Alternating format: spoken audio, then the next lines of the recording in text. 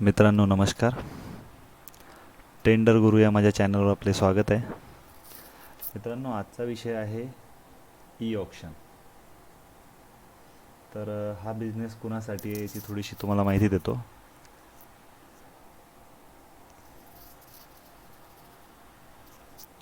तर e auction system, तर महाराष्ट्र सरकारचे साईट्स आपल्याला सध्या दिसते. त्यामध्ये ऑल टाईपचे ऑप्शन्स असतात.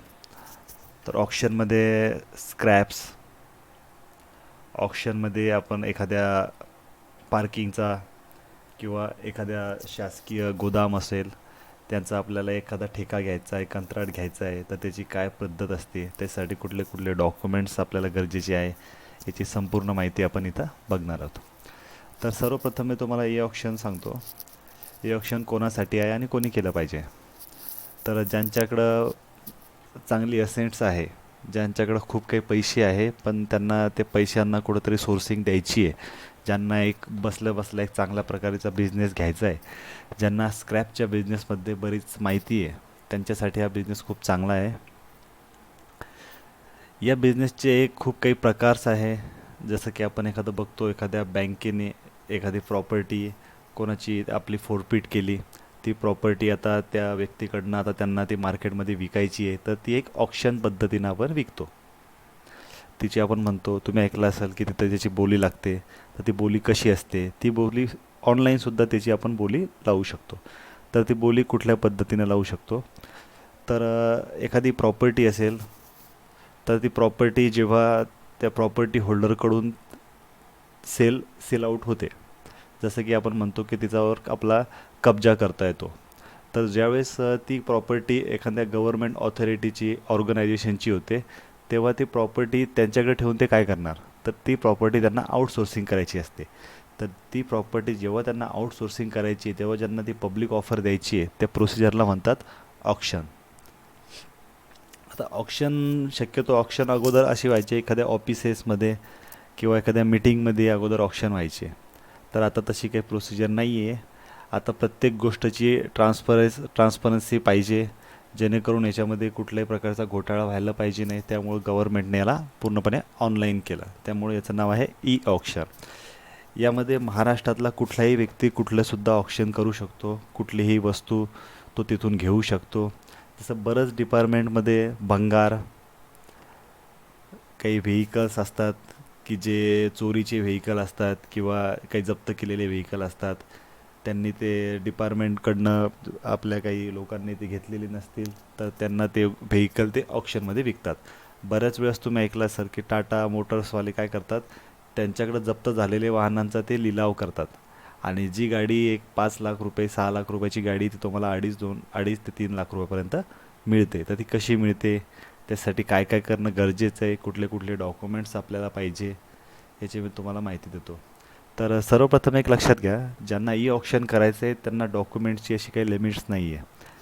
याला जास्तीत जास्त डॉक्युमेंट्स एक आधार कार्ड, पॅन कार्ड, एक बॉन्ड, आणि तुमच्याकडं ॲज अ बँक सॉलन्सी, म्हणजे बँक सॉलन्सीमध्ये तुमची ऐपत ते ऑप्शन घेण्याइतकी आहे की नाही याची खात्री तुम्हाला डॉक्युमेंटच्या माध्यमातून द्यावी लागते. सर्वप्रथम मी तुम्हाला थोडी वेबसाईटची काही बेसिक्स माहिती देतो. तर ही आहे महाराष्ट्र सरकारची साईट्स आहे. यामध्ये महाराष्ट्र सरकारचे जे काही ऑर्गनायझेशन आहे त्या टोटल ऑर्गनायझेशनचे टेंडर आपल्याला या साईट्सवर दिसतात. तुम्ही त्याला टेंडरही म्हणू शकता किंवा ऑप्शनही म्हणू शकता, त्याचा दोन्हीचा मिनिंग एकच होतो. तर हे बघा, इथे एक ऑप्शन दाखवतो आहे ॲक्टिव्ह ऑप्शन्स. तर ॲक्टिव्ह ऑप्शनचा अर्थ असा होतो की आजच्या डेटमध्ये जे टेंडर ॲक्टिव्ह आहे, म्हणजे आजच्या याच्यामध्ये जे टेंडर प्रोसेसमध्ये आहे, ते टोटल टेंडर ते आपण ॲक्टिव्ह ऑप्शनमध्ये बघू शकतो. आज आपण एका टेंडरचा सॅम्पल बघूया. मी इथं चॉईस करतो 2020 MH6395, म्हणजे MH म्हणजे हे महाराष्ट्राचं टेंडर आहे. आता इथून मी त्याला व्ह्यूमध्ये क्लिक करतो, एक विंडो ओपन होते इथं.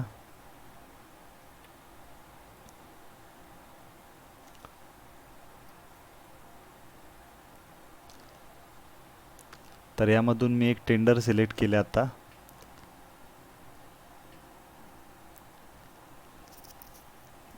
तर हे बघा, तुम्हाला इथे दिसतंय की टेंडर कुठल्या डिपार्टमेंटचं आहे. तर government of Maharashtra director vocational educational and training office of the joint director DVET Nagpur. तर हे नागपूरचं टेंडर आहे आणि या टेंडरचं टायटल आहे sale of old scrap unserviceable scrap machine and equipment of industrial training institute Savner district Nagpur. तर त्यांचं एक टेंडर आहे.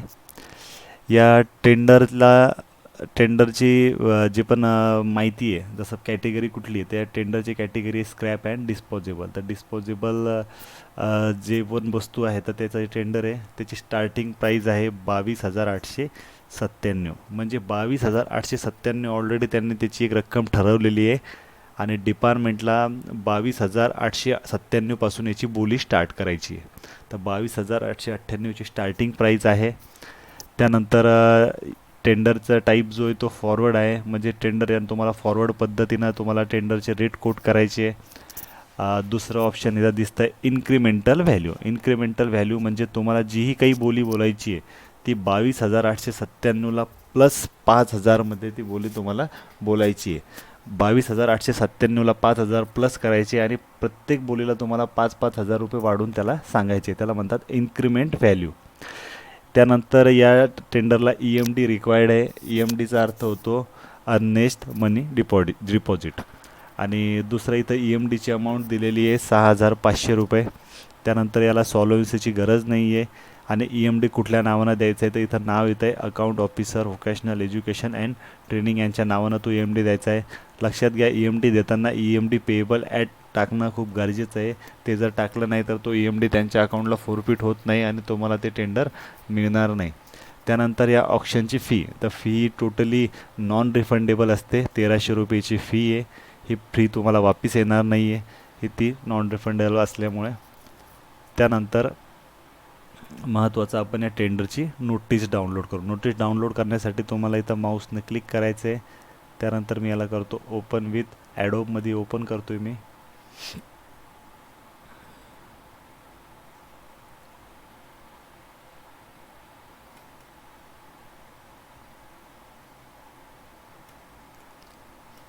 PDF डाउनलोड केल्यानंतर PDFमध्ये सर्व टेंडरची माहिती दिलेली आहे.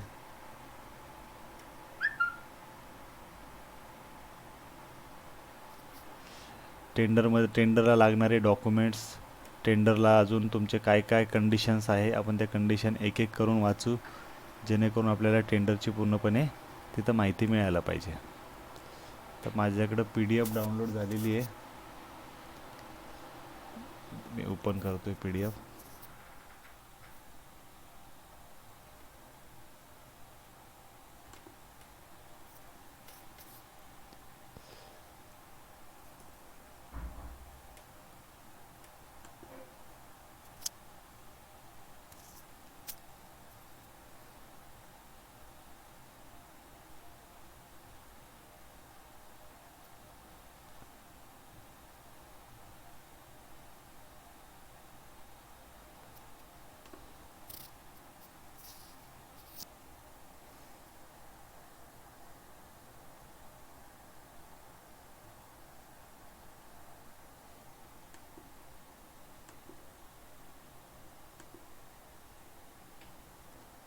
तर ही PDF जास्त साईजची असल्यामुळे ताबडतोब डाउनलोड झाली नाही.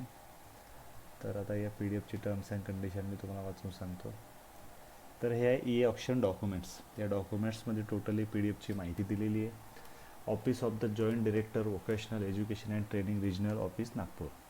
यामध्ये आपण टायटल अगोदर वाचलेलं आहे sale of old scrap अनसर्व्हिसेबल scraps. यानंतर आपण दुसऱ्या पेजला जाऊ. तर या टेंडरसाठी काय काय गरजेचं आहे. सर्वात अगोदर तुम्हाला माहिती असेल टेंडरसाठी सर्वात अगोदर आपल्याला गरजेचं आहे डिजिटल सिग्नेचर सर्टिफिकेट. द बिड shall be submitted online in the website www.eauction.gov.in. The bidder should have a necessary portal enrollment with their own digital signature certificate. तुमचं स्वतःचं सिग्नेचर सर्टिफिकेट असल्याशिवाय तुम्ही या टेंडरला कोट करू शकत नाही. त्यानंतर description of materials, sale of old scraps, त्याची रिझर्व प्राईस जी आहे, त्याची रिझर्व जी व्हॅल्यू आहे ती आहे 22,897. त्यानंतर इन्क्रिमेंट व्हॅल्यू म्हणजे तुम्हाला 5,000च्या पटीत तुम्हाला बोली बोलायची आहे. त्यानंतर अर्नेस्ट मनी डिपॉझिट म्हणजे त्याला EMD आहे 6,500. ई ऑप्शनची फी आहे 1,300. आणि या बीडची व्हॅलिडिटी आहे 90 दिवस. त्यानंतर या टेंडरसाठी लागणारे डॉक्युमेंट्स कुठले कुठले आहे, कुठले कुठले बॉन्ड्स आपल्याला लागतील, याची सर्व माहिती आपण बघू इथं. हे बघा, इथं महत्त्वाची यांनी कंडिशन दिलेली आहे. जड संग्रह यंत्रसामुग्री व सर्व वस्तूंचे फोटोग्राफ टाकणे शक्य नाही, तथापि बिडर यांनी संबंधित औद्योगिक प्रशिक्षण संस्थेत दिनांक 18/3/2020 ते 3/4/2020 कार्यालयीन कामकाजाच्या दिवशी या वेळेत प्रत्यक्ष उपस्थित राहून पाहणी करता येईल. तर त्यांनी पाहणी करण्यासाठी एक स्पेसिफिक टाईम ठेवलेला आहे, त्या टाईममध्ये तुम्हाला ते बघता येतं. शक्यतो बरेच ऑप्शनमध्ये त्यांचे फोटो अपलोड केलेले असतात, तर तुम्ही त्या पद्धतीने तिथं बघू शकता. त्यानंतर अगोदर आहे ऑप्शन फी, 1300 रुपये तुम्हाला त्या नावानं तिथं द्यायची आहे, अकाउंट ऑफिसरच्या नावाने. EMD पण सेम टू सेम त्याच नावानं द्यायचं आहे, फक्त अमाऊंट वेगवेगळी आहे. तिथं 1300 आहे आणि इथं 6500 आहे. त्यानंतर GST registration and clearance certificate. GST तुम्ही आतापर्यंत पूर्ण भरलेला आहे की नाही आणि त्याचं क्लिअरन्स सर्टिफिकेट गरजेचं आहे. त्यानंतर शॉप ॲक्ट लायसन आणि कंपनी रजिस्ट्रेशन, म्हणजे ज्यांच्याही प्रोप्रायटरशिप फर्म आहे त्यांनी शॉप ॲक्ट लायसन द्यायचं आहे, आणि ज्यांची पार्टनरशिप किंवा ज्यांची प्रायव्हेट लिमिटेड कंपनी आहे त्यांनी कंपनीचं रजिस्ट्रेशन द्यायचं आहे. इथं उद्योग आधारचं सर्टिफिकेट पण चालून जाईल, काही अडचण नाही त्याला. नंतर previous experience of the participation and award of contract for option if any. तुमच्याकडं जुना जर कुठला एक्सपिरियन्स आहे, त्याची अवॉर्ड ऑफ कॉन्ट्रॅक्टची तुमच्याकडं कॉपी आहे, तर ती कॉपी जर तुम्ही कुठल्याही पद्धतीची कॉपी तिथं लावू शकता. त्यानंतर declaration of the bidder as per pro forma number 2. तर आपण प्रो फार्मा नंबर 2 बघू इथं. त्यानंतर इन्कम टॅक्स व्हेरिफिकेशन फॉर्म 19-20ची तुमची असेसमेंटची कॉपी तिथं तुम्हाला जोडणं कंपल्सरी आहे. त्यानंतर professional tax enrolment certificate MTR form number 6, चलान 19-20. तुमचं 19-20चं एक 2500 रुपयाचं चलान प्रोफेशनल टॅक्स म्हणजे व्यवसाय कर हे जोडणं गरजेचं आहे.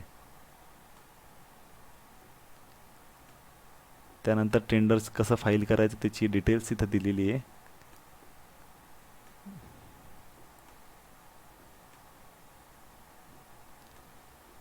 इथं आहे BOQ ला म्हणतात बिल ऑफ क्वांटिटी. तर याच्यामध्ये काय काय त्यांच्याकडे आहे ते तिचं डिटेल दिलेले आहे. तर mini water cooler, cap 30, LTR, Usha make, त्यांच्याकडे जे जे मटेरियल्स आहे ते BOQमध्ये तुम्हाला बघायचं आहे. त्यामध्ये तिथं जी क्वांटिटी दिलेली आहे, Tata engine, 3 wheeler, window air, Usha. तर या पद्धतीचं तुम्ही पर्सनली कॅल्क्युलेशन करायचं आहे. यांच्याकडे 8 आयटम सेलला आहे, ते तुम्हाला 8 आयटमला तुम्हाला स्वतः पर्सनली त्याला कॅल्क्युलेट करून तिथं रेट कोट करायचा आहे. आणि दुसरा आहे pro forma number 1. Pro forma number 1मध्ये तुम्हाला इंडिव्हिज्युअल बिडर नेम म्हणजे तुमचं पूर्णपणे नाव तिथं द्यायचं आहे. दुसऱ्या याच्यामध्ये तुमचा ॲड्रेस, बिडर्स इस्टॅब्लिशमेंट इयर म्हणजे तुमची फर्म कधी इस्टॅब्लिश झाली, कधीपासून तुम्ही ती चालू केली, कधीपासून तुम्ही ती फॉर्म केली, तिचे तुम्हाला वर्ष टाकायचं आहे. त्यानंतर individual company name, nature of business, तुमचा नेचर ऑफ बिझनेस काय आहे, म्हणजे तुम्ही कुठल्या प्रकारचा बिझनेस करता, तुमची फर्म कुठल्या बिझनेससाठी आहे त्याचा तुमच्या तिथं उल्लेख पाहिजे आणि तिथं तुम्ही त्याचा उल्लेख करायचा आहे. त्यानंतर तुमच्याकडचं जे पॅन कार्ड नंबर आहे तो पॅन कार्ड नंबर तिथं टाकायचा आहे. त्यानंतर बिडर्स लिगल स्टेटस, जसं की प्रोप्रायटरशिप आहे, पार्टनरशिप आहे की प्रायव्हेट लिमिटेड आहे, याचं तुम्हाला तिथं डिटेल्स द्यायची आहे. त्यानंतर महत्त्वाचा विषय bidders turnover during last 3 years. तर फायनान्शियल इयर 16-17, 17-18, 18-19 या तिन्ही वर्षाचं तुम्हाला टर्नओव्हर सर्टिफिकेट बनवून घ्यायचं आहे. ते सर्टिफिकेट तुम्हाला CA कडनं मिळतं. त्यावेळेस सर्टिफिकेट घेताना तुम्हाला CAची त्यावर ऑथरायझेशन पाहिजे, त्यांचा शिक्का वगैरे त्याला पाहिजे अटॅच केलेला.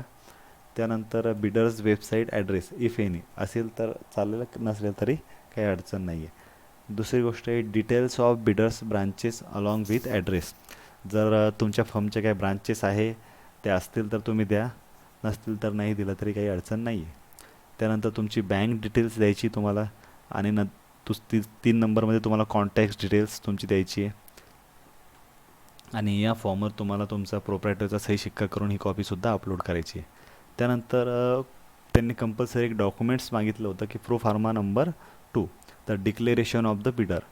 तर यामध्ये तुमचं टोटली डिक्लेरेशन आहे की तुम्ही हे काम पूर्णपणे व्यवस्थितरित्या करणार की नाही, असं तुम्हाला सर्व प्रकारच्या अटी मान्य आहे या पद्धतीचं डिक्लेरेशन तुम्ही तुमच्या लेटर हेडवर प्रिंट करून तिथं ते सादर करू शकता. त्यावर तुमचा स्टॅम्प असणं गरजेचं आहे. त्यानंतर ॲनेक्शर ए यामध्ये तुम्हाला तिथले जे ऑफिसर्स आहे त्या ऑफिसर्सचे पूर्णपणे इथं नंबर दिलेले आहे. तुम्हाला जर कुठल्याही पद्धतीची अडचण आहे तर तुम्ही या नंबरवर तिथं कॉन्टॅक्ट करू शकता. यामध्ये त्यांचा मोबाईल नंबर पण आहे, STD नंबर आहे, तुम्ही इथून त्यांचा कॉन्टॅक्ट करू शकता. तर मित्रांनो, आपण अशा पद्धतीनं गव्हर्नमेंटचे ऑप्शन्स करू शकतो. आपल्याला घरी बसल्या आपल्याला एक चांगल्या प्रकारचा बिझनेस मिळू शकतो, जेणेकरून आपल्याला टर्नओव्हर 30 लाख, 35 लाख, 40 लाख टर्नओव्हर आपण एक सोप्या मार्गातून इथून करू शकतो. या ऑप्शनचा एक फायदा असा आहे की जसे बरेच डिपार्टमेंटमध्ये असं म्हणतात की डिपार्टमेंटचे पैसे मिळत नाही. पण या टेंडरची अशी खासियत आहे की इथं तुम्हाला कुठल्याही पेमेंटची आवश्यकता नाही आहे. ऑलरेडी तुम्हाला ते स्क्रॅप घेतल्यानंतर तुम्हाला गव्हर्नमेंटला पैसे द्यावे लागतात. त्यामुळं हा एक चांगल्या पद्धतीचा बिझनेस आहे. यामध्ये रिस्क खूप कमी आहे. फक्त तुम्हाला तुमच्या तुम्ही जो स्क्रॅप घेता त्याची तुम्हाला व्हॅल्युएशन चांगल्या पद्धतीनं माहिती पाहिजे. जसं की कॉमोडिटी मार्केटमध्ये आज काय रेट चालू आहे, कसा रेट कॅल्क्युलेट करायचा, याचं तुम्हाला सर्व गोष्टीचं तुम्हाला नॉलेज पाहिजे. तर हे या सर्व जे रेट्स आहेत जसं की कॉपर, निकेल, ज्याचे रेट सर्व कॉमोडिटी मार्केटमधून ठरतात. ते मी तुम्हाला दुसऱ्या व्हिडिओमध्ये सांगतो कॉमोडिटी मार्केट काय असतं. तर मित्रांनो, व्हिडिओ कसा वाटला नक्की कमेंटमध्ये करून सांगा. काही अडचणी असतील तर तुम्ही मला कमेंट्स करा. मी तुम्हाला त्या अडचणी कमेंट्सद्वारे कळवतो किंवा तुम्हाला मी पुढच्या व्हिडिओमध्ये तुमच्या अडचणीचा आपण तिथं सॉल्ट आऊट करू शकतो. धन्यवाद.